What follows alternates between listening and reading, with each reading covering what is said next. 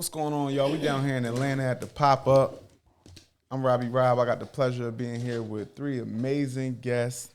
I got Nat, Tasha, Benjetta, and we just going to jump right into it. You know, earlier we were talking about a lot of things, and one of the things that stuck out was relationships.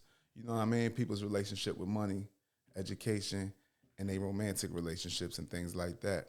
So if anybody wants to start it off, something that I'm curious about is, how does business uplift or hold back your relationships?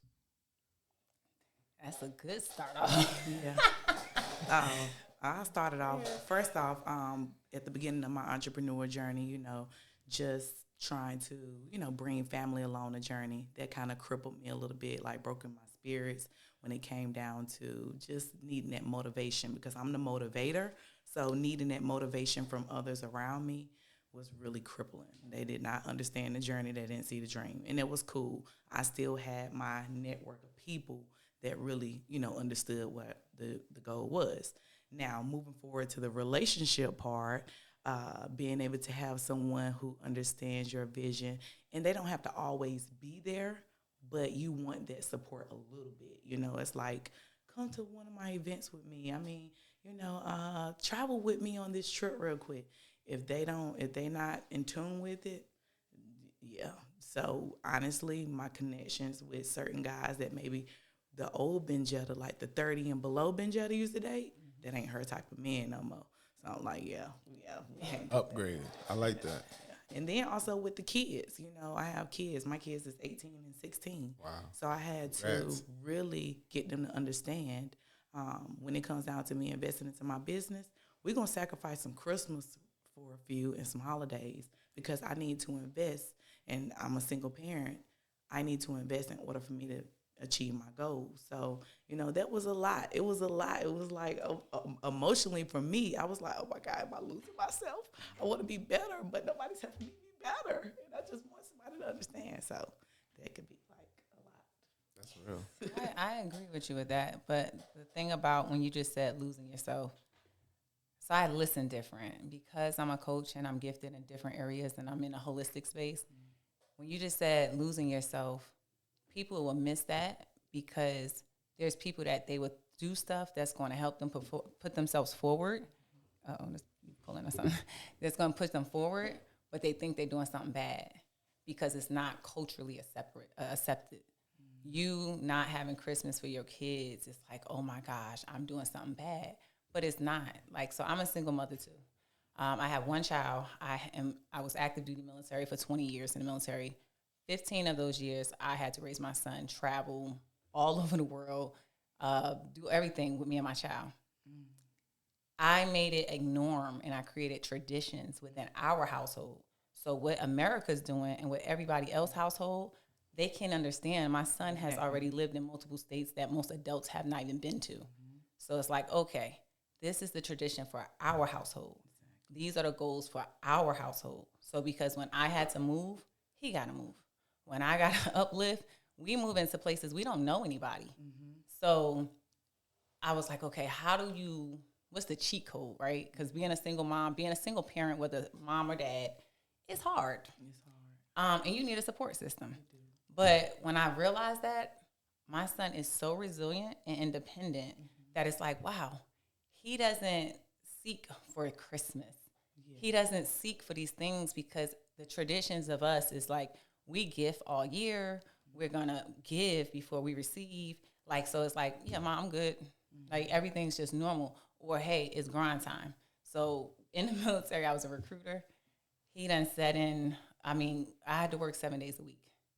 Then trying to build a business, he done set in snack packs, you know what I'm saying? So it's like, when you create that environment for whether it's your spouse, your kid, or whatever, it's like, if the norm ain't doing it, it looks unnormal to them. And then we internalize it like, oh, am I making the right decisions? But you are. So I know that feeling when you're like, oh my gosh, like, that's why we the 1%. Yeah. So it's like, yeah. And I know Tasha has a son too, and she probably relate as well. But it gets difficult. But when you make those decisions, it's like, wait a minute, I am doing this for the betterment of my household. For regardless of what the world is doing or what they're doing in their household. So, Thank you for that. yeah. How you feel about it, Miss Tasha? Robbie, that was a loaded question. Yeah. So for many years, I avoided relationships. In turn, growing up, I'm the youngest of 5, and I became this. I'm gonna go get my bachelor. I'm gonna go get my master's. Wanted to see the world: Israel, Africa, Mexico, Amsterdam, and as years moved on, I became a single mom.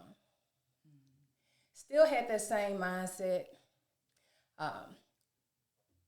And the reason why I had that mindset was because I thought that a relationship would hold me back.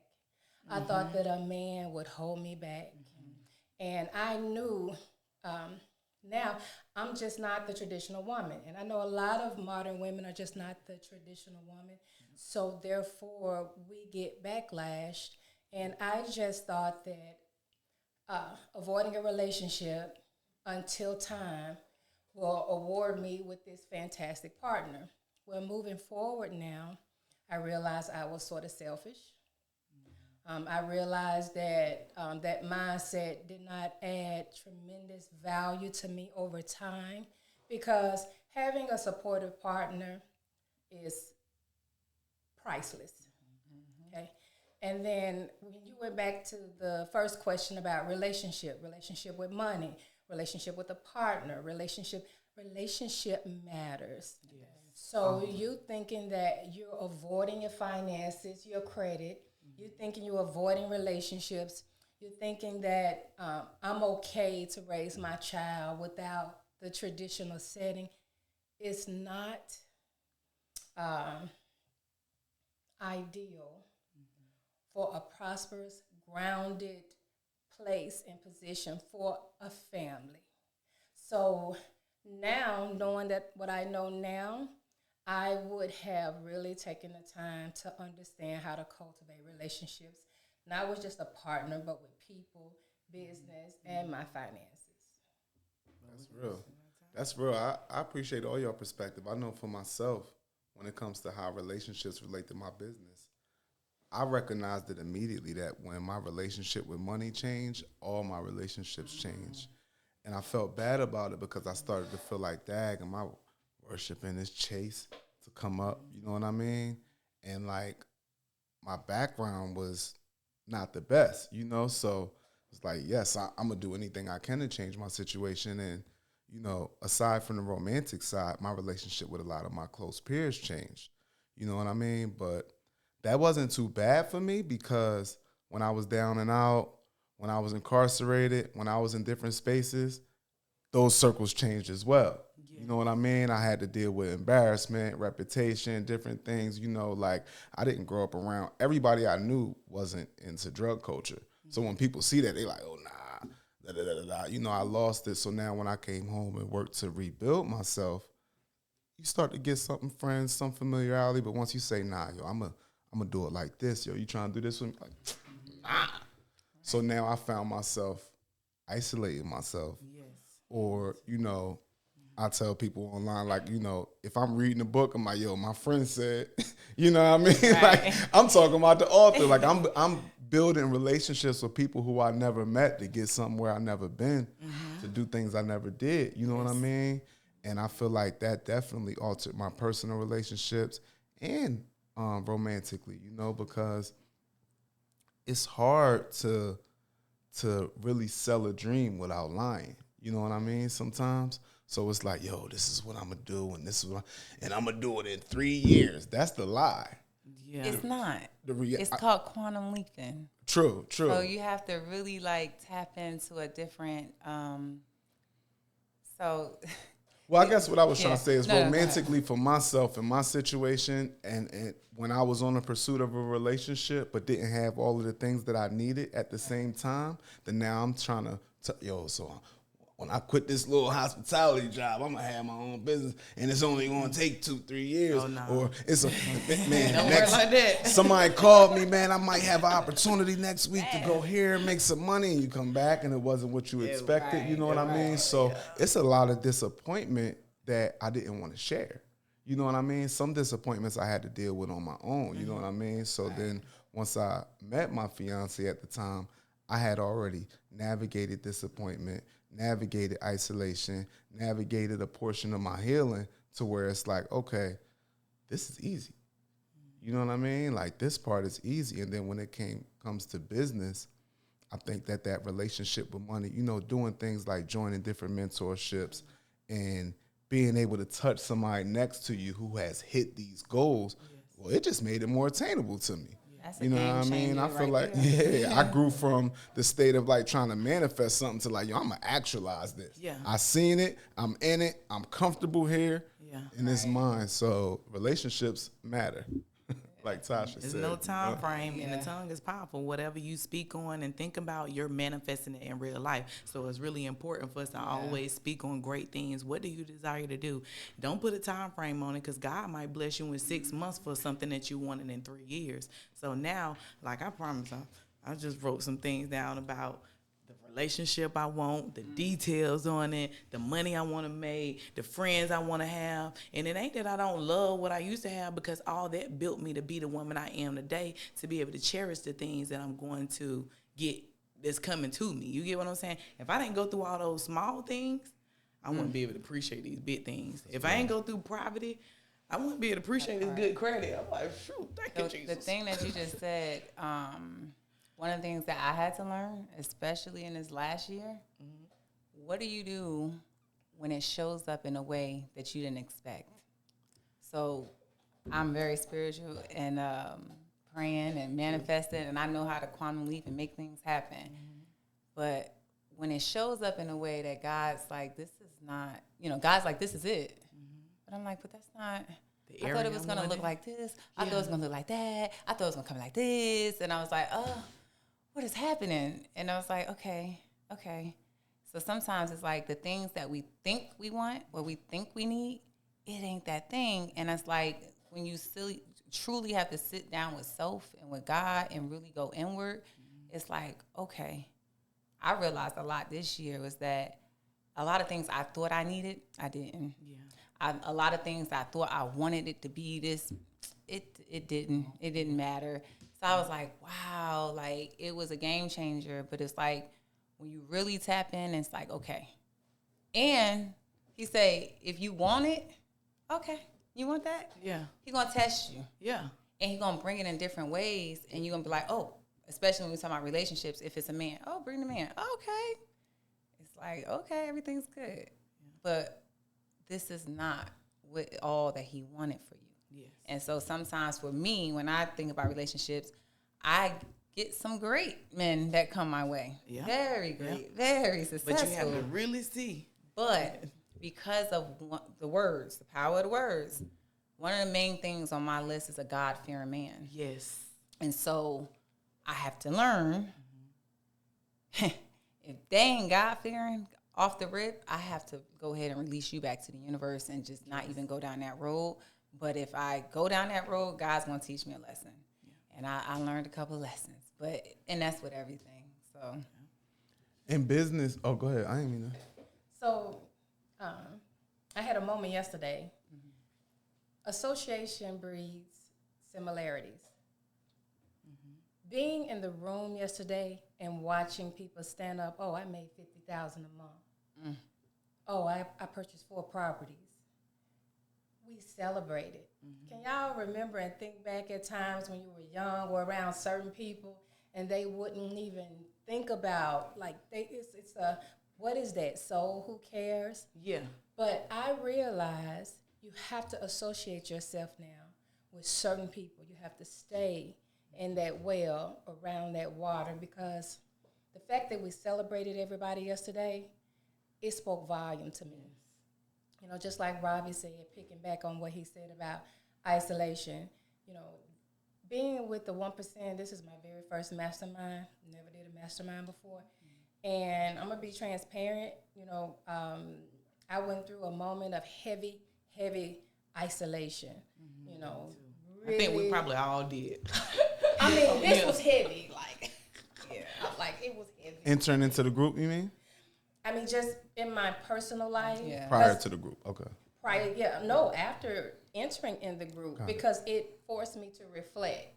It forced me to not compare myself with anyone, but compare the old me to the current me, and then to the person that I'm trying to become. So, in essence, this whole experience is nothing but positive for me personally. So, I'm ready to tap into some amazing relationships. I'm ready to be in love with my money on another level. Yes. Yes. And just be the best person I can while I'm here. That's real. I mean, I was in therapy a couple of years ago, and it was like, we had like a 6-month term or whatever. And for the first couple of weeks, I ain't really say nothing. I was just listening, doing this, that, and the third. But then after a while, I started. So now, when we get to the last week, and he was like, well, tell me how your experience was. I was like, man, to be honest, I ain't really trust you. Like, I ain't really know you. Like, I found you, I selected you, but I ain't really know what it was hitting for. And then once we started to talk and started to get through different things, he said, once we started to get through different things, I felt more comfortable. He was like, that's natural. That shows that you're a real person. Yeah. Right? Because some people have to learn how to become a real person to where they don't just jump in and give it all and lay it all out and do different things, right? Like, it's a part of the experience to say, let me feel this out. Let me see who's who. Right. What do I really want to get out of this? And I feel like, a lot of these circles can be therapeutic. Yeah. You know what I mean? In a way of, you take your time with it, you really figure out what you want to do, because paying the money is the easy part. Yeah, right. You know what I mean? But actually building and being intentional and doing different things, it soothes so many areas in your life that you never really noticed weren't really getting nurtured. And when you get to that end point, I don't know, for some people it might be a year or however long you stay in or hitting them goals, then you could celebrate, with the team. So I think it stretches you. Mm-hmm. Definitely it stretches you. It challenges you. Accountability. It's all like, I know when I first came around this environment, I was still active duty military. So I had a very successful career. I'm leading a 250-man team.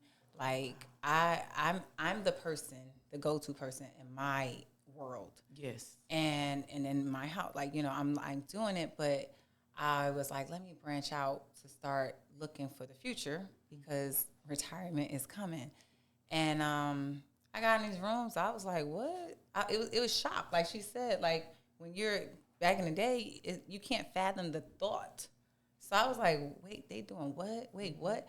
I was just in shell shock for at least 6 to 9 months. Like, no, I'm serious, because I'm like, they're like, all right, we're going to stay. I'm like, we're not flying back home tomorrow. What you going back for? You can stay. And I'm like, so y'all don't have, like, return flights? Like, again, normally with the people I'm around, you go on a trip, we fly in here, we come back on Friday. Yeah. They like, I'm going to stay. I'm like, oh. They're like, what you going back for? Entrepreneur lifestyle. I was like, I was transitioning to full. I'm being honest. You structured. You've been in structure. Yes, life. I was like, and again, I was retired. I wasn't going home, no job. My kid was with his dad, so it's like, I was like, I don't know. I literally was at the pool and was like, I don't. They're like, you could do what you gonna be working on. God you could work on right here, and it literally made me sit. Like, I was sitting at the pool for a good 20 minutes, like, by myself. I had to take a moment, like, wait a minute, is this really what freedom is? Mm-hmm. Like, I literally had to have that moment. And I was like, at first I was like, man, these people crazy. Like, this is crazy. But I was like, oh, I like this. Yeah, it feels good. I like this. I'm like, okay, I could do this. So it was different moments like that where I was like other stuff too, but I was like, huh? Like, I've never thought that way because I never was in a position to think that way. Mm-hmm. So for me, it's different stretch moments where I'm like, a structure. Mm-hmm. I'm very structured. Yeah. And coming into a unstructured where we just business. They do a little cussing a little bit. We might pray together. We're gonna work and we're gonna party a little bit. It'd be like, ooh, this is what I've been looking for all my life. So it's funny what I'm hearing. I got a question.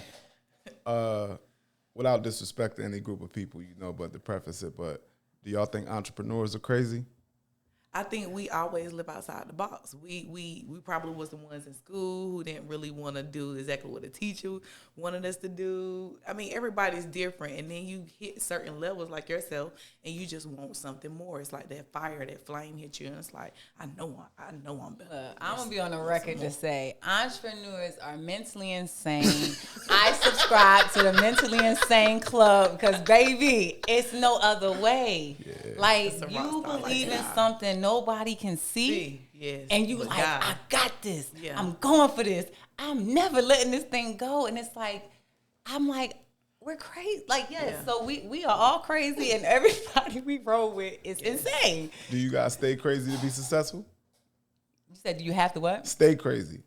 Now, I ain't saying we're doing crazy stuff. No. I'm saying, like you have to think on a different level. Yes. You're not going to think like the normal person, and it's going to sometimes drive you a little crazy. Like, dang, am I overthinking this? Should I do this? Let me call my business bestie. That be in those different areas in your life is just like amazing because, I joined RPX, 2020.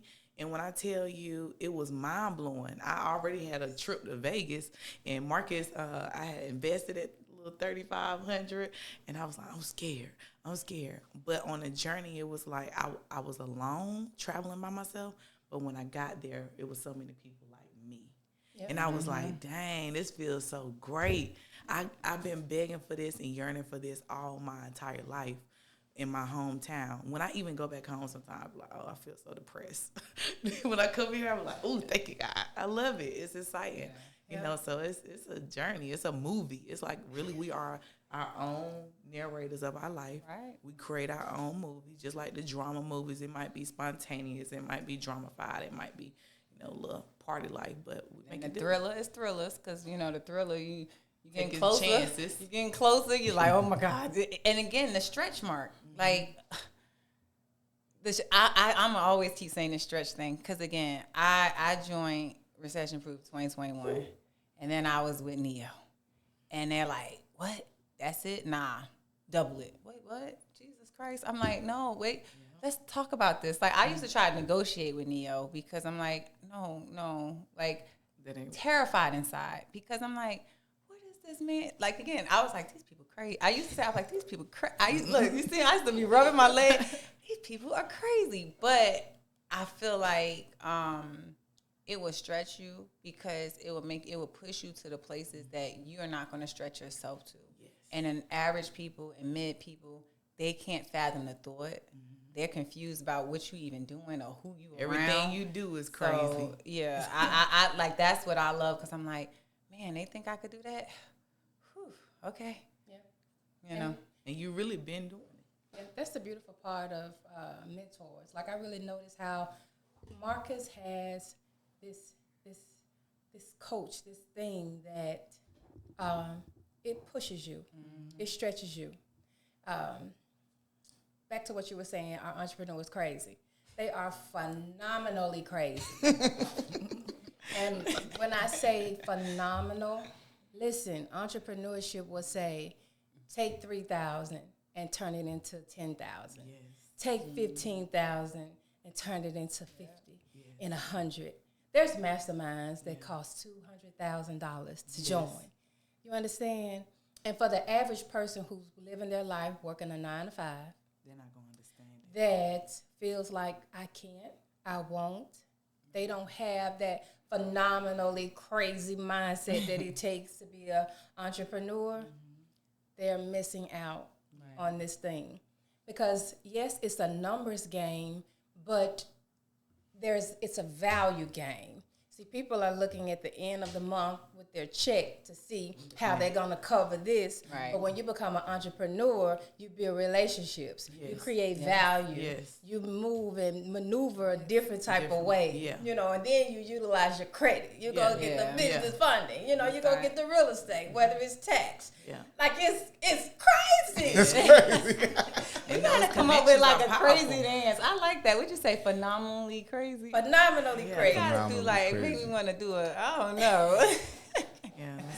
Yes. That's real. That's real. I mean, I love this. I think that we all have seen a lot, you know what I mean, in a space that I find myself in, kind of like going back to the relationships and going back to different things, is like, I don't know, maybe y'all can relate to this, but do you feel like you kind of have a responsibility to recreate these feelings with people who may not have the time or other resources yet to access like a mastermind? Like, have you ever felt like that? I did. That Trying to go back to the community. Well, I don't want to call it survivor's guilt, but I just feel like she's like, man, this feels great. Yeah. You know what I mean? And it's like, man, like, I just want to know, has anybody else ever felt like Yes. the responsibility to recreate or share these feelings with people? So God had to teach me a valuable lesson. I'm the one. I'm the chosen one in my family. Me too. And I've been like that since a child. Literally, my background, I'm from North New Jersey, so my background is intense. I'm not the oldest child, but everybody think I am, but I also was the mother to my mother. And I get things done ever since I was a kid. So I always, even when I went into the Air Force, I joined at 17, I went in at 18. My goal was to come back and make sure I can take care of my family. Fast forward, all the things that I've done and all of that, it's like you still have that level of responsibility. Like, I got to make sure my family is good. Different ventures that I had one business that I was like trying to put everybody on. Like, I'm like, and it was credit. I had a credit business. I'm like, oh, I'm about to help the whole, Everybody. Newark is about to be on fire. I'm coming back. We taking over, right? Yes. And they weren't getting it. And I'm like, Yes. why they not getting it? And I was getting mad. And I'm like, why they not getting it? And it Like, I make you just want to sad. help, right? And then I had to sit and think like, okay, well, let me keep going, because what I realized when I was trying to help all of them, it was actually slowing me down. I was talking about that earlier. So it was slowing me down. And I'm like, wait a minute, I still got to keep going, because otherwise I'm not going to be able to make the connections and get the information to be in the position to help. And then once I retired, that's when God had to let me know, because I'm a coach and I like to fix things. I like to, hey, I done been through some stuff. But he sat down and told me, I didn't ask you to be God. And I was like, what? I'm not, you know what I'm saying? Like, wait a minute, God, let's talk, right? Yeah. So I was like, no, I'm not trying to. But I didn't realize that because of my heart, I don't like to see people going through stuff. Like, if I've already overcame, and again, I'm the resiliency queen, I'm gonna help you come back. I'm like, oh, look, these are some steps that you don't have to go through. But what I did not realize is that, okay, wait a minute, he needs them to go through that. They got to. And then when they go through that, they're gonna come back. Yep. They'll realize And then- it might be 8 years later. So I didn't see that, but it was hard for me, and especially when it's people that you love, to take a step back and watch them fall. It was hard for me. It broke my heart. Like, I was like, okay, I don't like this. But I was like, wow. But then when I seen them growing through it, and then it was time for them to reach out, I'm like, oh, this is what you was teaching me? And I was like, okay, I get it. And sometimes it's still hard, because I'll be like, So 'Cause you sometimes, ready, so if but y'all that ever makes around me me and you not. see me like try to hold Yeah. my hand, no, stop. Like, because I just want to help. Yeah. But sometimes, so that was the lesson I had to learn. Like, yeah, I want to go back. I don't want to help. But another thing is, the streets is always watching. Your family is always watching. They always People always watching. Yeah. So I realized, okay, I can't help them like that. I got to be a But leader. I gotta keep going, And then because show they're them. watching, and they're gonna pick up, or something's gonna trigger, or they're gonna see me with Robbie, or they're gonna see me with Tasha, they're gonna see me with you, and be like, oh, wait a minute, she said she was here. She said, oh, And she it really wasn't do even it. me. It's gonna be one of y'all that gonna unlock them, because I just happen to position myself. Miss So, Nat, what's your sign? I'm a Virgo. You a Virgo? Yes, Oh, I got it's the awesome. It's amazing. I love Virgo. So I don't have no problem. But you came off like a Cancer. That I'm a one Cancer. That's why you so quiet. You got to tap into your that other side. You got to see what your You gotta alter look at ego your house. side. You gotta look at it's your there. houses. It's there. It's there. You gotta look at the houses. In the right area. See, Yeah. I'm a Cancer too. When your birthday? July 16th. Mine the 3rd. Okay. Big Leo here, July 3rd. Oh, You know yeah, what I you that mean? line. He had to add that big Leo. Big boss. It's all through there. But something I relate to what you were saying was it like I also feel the responsibility to share these feelings and to do these things. And I've went through many stages of that, of being like, disappointed in so many ways, like whether someone has like stolen something or like misused information. I had a friend who I told about a business idea that I had that I was actively doing, and he went and incorporated it with somebody else, like and then told me about it. Like, so innocent, right? Like, yo, I went and did it. I said, is my name on it? He said, nah, it's me and her, but you could be a part. Da, da, da, da. Like, I had that happen. so It many hurt. disappointments. And you hurt don't you, didn't recognize it hurt me. Yeah. And they didn't even know they was doing nothing wrong. Like, he knew it wasn't like super vindictive as Yeah. much as like too much information, too soon on my part. Yeah. And I love what you said about sometimes it would be somebody around you getting something, because I was talking to one of my cousins and I had told him something 100 times. And then we talking a couple weeks ago, he like, yo, I was in an Uber and the driver was telling me this, that, the third. And I'm like, you had to get that from an Uber. It wasn't my job to give it to you. So I love what you say that. And like something I recognize about myself is that like I'm a very modest person, I would like to say. I try to stay modest. I try to be chill. I'm relatable, I don't wear a bunch of like different things that people do and show in a different way. But I work hard. And like I believe in this. Like I know it's gonna work, so that allows me to hit certain goals. And I think that I guess what I'm tying together is that when I do something, then I start seeing people around me do it. Yeah. Like it could be like I got people around me who You're the chosen one. They do different things and nobody do it. But it's something about when I do it, how I like kind of stay at like a modest tone and like do it, it gives people hope. It gives people inspiration. And I used to feel bad about it because I was like, man, I must make this shit look too easy. Yeah. Like, because people copy people. I'm like, man, I make it look so easy a caveman could do it. You know what I mean? Like, how is it that I do, like, whether if it's like, I would feel like the way I would do certain things online, people would replicate, or like the way I would do different things in my business. And then I just had to sit back and realize, like, I'm going to recreate these feelings and I'm going to empower people by just living in my truest self, living in my most authentic self, you know what I mean? Being who I am, and a little bit of documenting the process, right? A little bit of showing it, right? A little bit of talking more and being resourceful and valuable. And y'all might not be the ones who get it. The Uber driver might see it and understand. Like, yo, I had this dude in my car.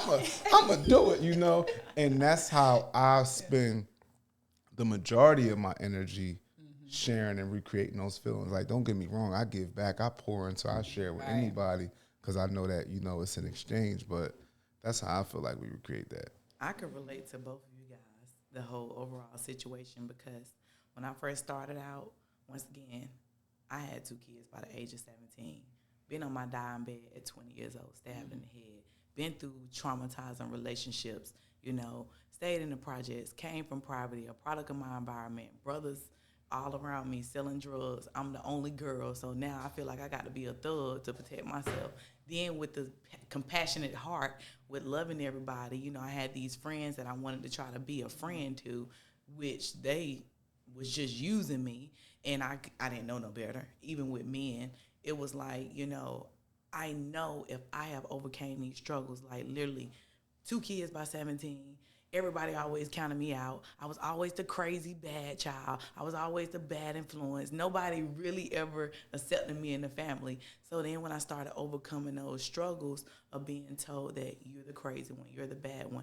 But it was like, I went to school and got trades. I went to school in college, but I never got a round of applause. So when I started to do things that was out of the norm, always been out of the norm, the ones around me was like, okay, well, Benjetta, we want to do the same thing. How do we do it? But, trying to teach them, they just mentally don't get it. So once again, I had to be a leader in showing them like, okay, nobody really taught me about credit. I just paid all my bills on time, and then I learned that helps me with my credit. And then I learned how to leverage it from Marcus and learning his tools and resources off free education. Right. So going back and taking these same tools and educating my people, it was also a little struggle too, because I'm teaching them how to buy homes. I'm teaching them how to leverage credit, how to start businesses the right way. Why are we still doing hair out of our kitchen when we can, go and get a line of credit and go get the tools that we need? Nobody really understood until I started doing it. So it was just like, it was very, it's a passionate thing for me, So just being able to be a leader instead of trying to force it on people, God, let God make me a vessel to create, and then they can recreate, because that's all we here for. Everything that we have done has already been done. Mm-hmm. Now we are just doing it in a different form, in a different body, So I'm just here to be. I like that. Preach, girl. Where the collection plate at? We gotta pass that down. That's real. Financial ministry. Yeah. Mm-hmm. So I throw my 2 cents in it. I was raised by my dad, and my dad had an 8th grade education, but he was married to my mom, but I'm a daddy's girl. So I shadowed my dad a whole lot. Retired from Greyhound, and I used to do all the picket signs and all of that with my dad and all of that. And I watched my father open up his first business. Long story short, in the end, he had a fleet of 12 buses, limousines, and he, most importantly, made a name for our family back in Memphis, Tennessee.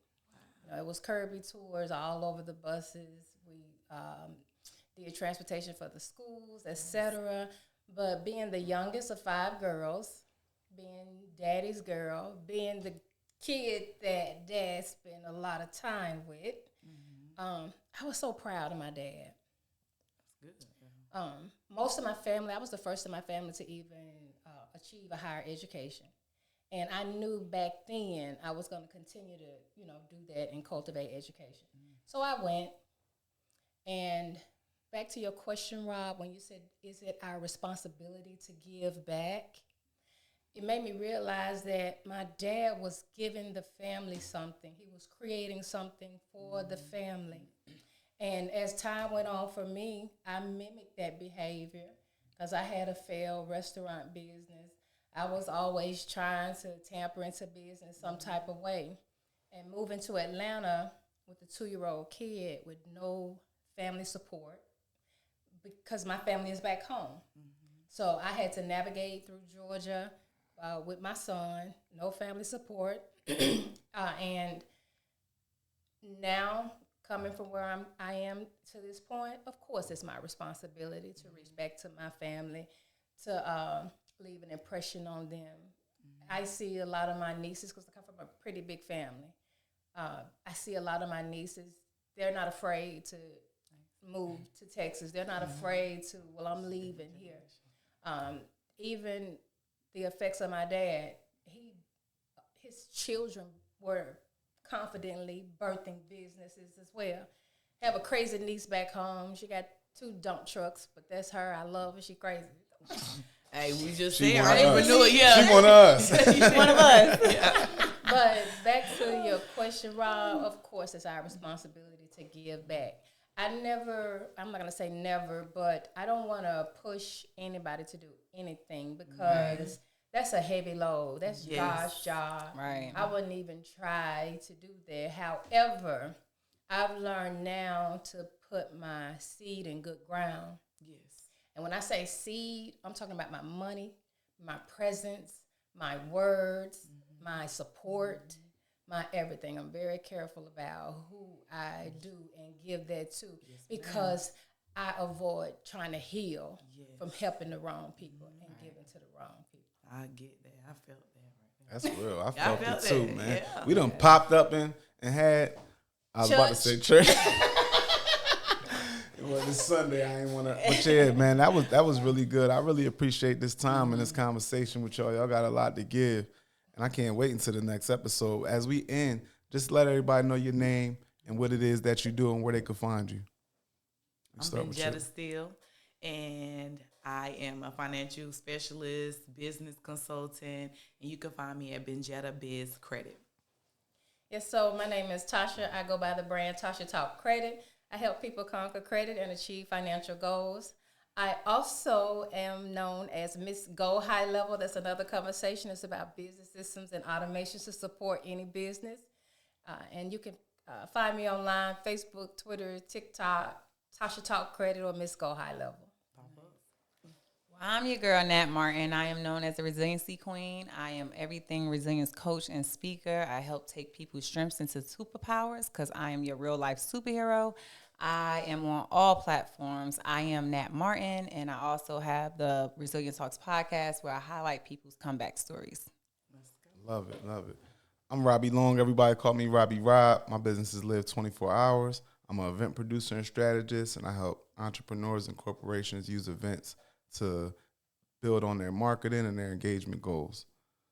This is the pop-up. Shout out to Guy Leroy. Shout out to RPX for having us, pulling it together. And we'll see y'all on the next one. Love you All guys. right.